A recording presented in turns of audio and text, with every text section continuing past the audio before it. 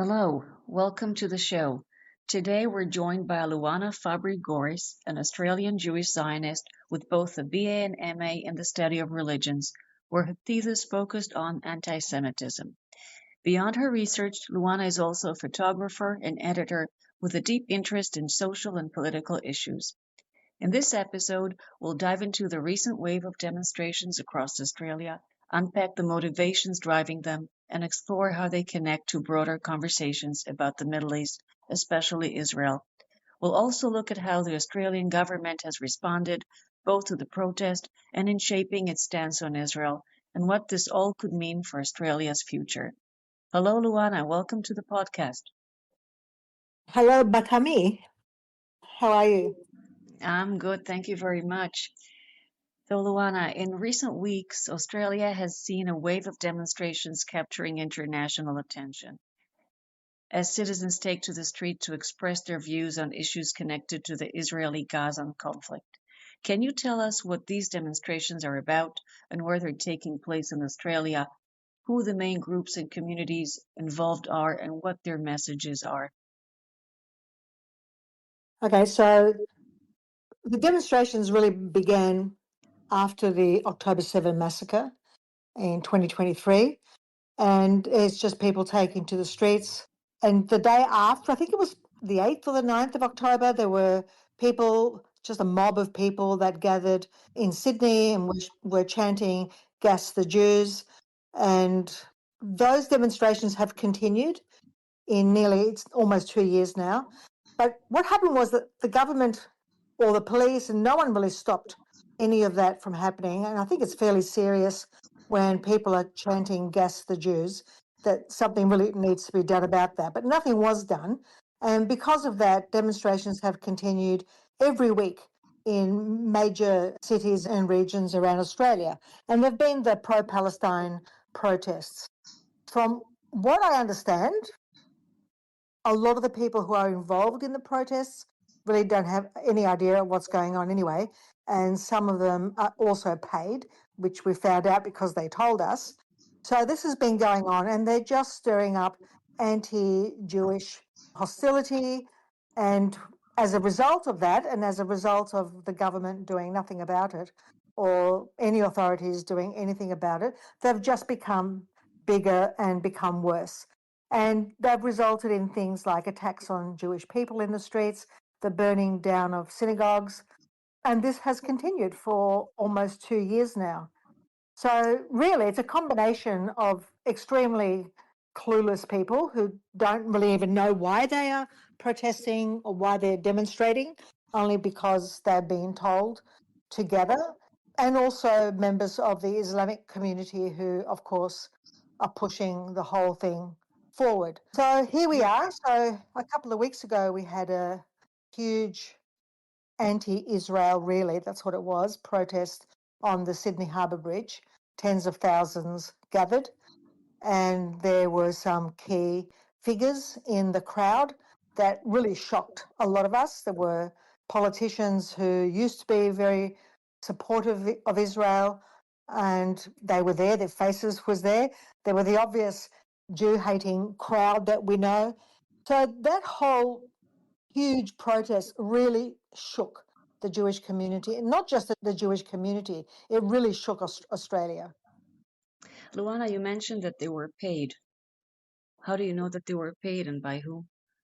I'm not really sure by whom, but there was a protest in a regional area not far from where I live, and someone asked the people who were protesting, "Why are you here? Why are you protesting?"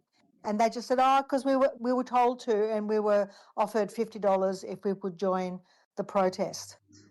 So there are a significant number of people who were asked to be part of the protest. And if you ask them a question, like they're chanting, "From the river to the sea, Palestine will be free." And if you ask them the question, what river and what sea, they don't even know what they're talking about. They have absolutely no idea. So there's a lot of just very ignorant people who are caught up in the whole thing. And that's what's been going on. It's been a really long time now. It'll be 2 years on the 7th of October. Yeah, I understand that they do this demonstration every Sunday.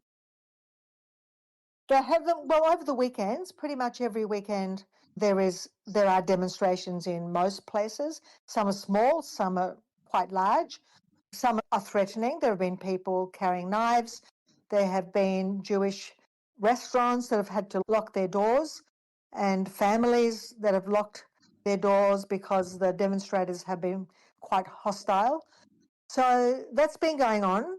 And at the same time, we've got the government, who is a Labor government, who have given a lot of money to Gaza. I think to date it's about 130 million. And they know that giving the money to Gaza is really just funding Hamas. Well, Hamas is Gaza, Gaza is Hamas because they're born and bred there. So the government has given all that money, and now we've got the government saying that they're going to support or recognise a Palestinian state at the UN in the next couple of weeks. So all this as well is really fueling the anti-Jewish, anti-Israel sentiment. And it's ongoing. So we've never had this in Australia before. Even though I wasn't born here, I came here as a baby, but I've lived here almost all my life, and I've never seen this kind of anti-Jewish behaviour. I've never seen anything like this. And it's all been since October 7. It's all hell has broken loose, and it's been fueled by the media, been fueled by the government, been fueled by certain parts of the Islamic community, and also been fueled by the leftists in Australia. And I'd never thought, we're just shocked that this sort of behaviour has happened here. This is not our country. Yeah, it's definitely not Australia that we used to know. I'd like to focus on the government. Can you explain how the government came to power? Where did they get their political and financial support from, and how that influenced their policies, especially their stance on Israel and their response to the recent demonstrations? They came to power because they were voted into power, but they only received, I think it was 34% of the vote. So they rely heavily on, because we had this preferential voting system here, so they relied heavily on the votes of the Greens. I think the Greens gave them about 88% of their votes. So that pushed them over the line, I think, at about 54%, and that's how they got into power. So they can't ever manage on their own. They always rely on votes from the Greens, who are, of course, a very anti-Israel, anti-Jewish organisation. And so that's how they got in. So as far as the major contributors, this is really interesting because there's only, I think, 3 major contributors that we know of. So the first one is Anthony Pratt, and contributes about 1 million donated to Labor through his company Pratt Holdings. The second is through the unions, and I think they donate maybe 100,000. It's not a lot. The third one is other businesses and industry engagements, which haven't given a lot, 120,000. So the total amount that was given to the Labor Party in donations was 67 million. So if you add those donations up that we know of, it really only comes to what? A couple of million, if that. So where are the other 65 million coming from? So there is another place where it comes from. It's called dark money or undisclosed contributions. And we don't know where it's coming from. So I just read here, according to the latest data, about 67.2 million of total donations to the Labor Party was undisclosed or anonymous, falling below mandatory reporting thresholds. So bulk, so we can say about 99% of the money that Labor received is considered dark money. And that we can only guess. Where's it coming from? China, Qatar. We can only guess by the dealings of the Labor Party. There's been a lot of dealing with China. There's the Belt and Road Initiative, the Labor premiers and the Foreign Minister, Penny Wong, going backwards and forwards to China. And there's a lot of deals being made. I think a lot of the money comes from there. And then we can only assume that some of the money, or a fair bit of the money is coming from Qatar. I'm really not sure. I don't know if anyone's really sure, but it's considered dark money from undisclosed contributions. This is very important information. That's so much Yeah, money. it's a lot of money. It's nearly From. all of it. So there's less than 2 million that is disclosed. The rest is undisclosed, and it comes under the category of dark money. So that's what's happening. And so obviously the Labor government is obviously being paid off by somebody to do what they're doing, because it's just really bizarre, and it's not something that Australians are used to. So you saw that we had that big rally on Sunday, which was a pro-Australia rally to ban mass immigration, not ban immigration, but ban mass immigration, because the Labor Party has brought in thousands of Gazans into Australia in the past year, and they haven't even been screened properly. There's been no vetting. They've just let them through on some sort of visas. And they're not people who are skilled. They're just coming into the country.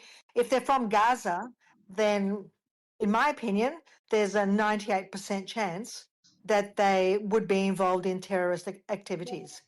So now they're living in Australia and in the major cities. And I've just got a rundown of the contribution. So Anthony Pratt is 1 million. Labor Services and Holdings is 598,000. Labor Business Roundtable 100,000. Then you've got gambling groups donated 197,000. Yeah, so it falls way below the 67 million that they received. Way below. So the rest is dark money, undisclosed. This is a very valuable information, Luana. It's something for the people to think about. Yeah, I think Australians. No, I'm just saying, I think Australians are thinking, what's going on? We've had a Labor government before, but we've never seen anything like this. I voted Labor once because it was in the days of Bob Hawke. He was very pro-Israel, but I've never voted Labor any other time because they're a very leftist government, and my family's always been very conservative, and my parents, I learned from them of how I should vote.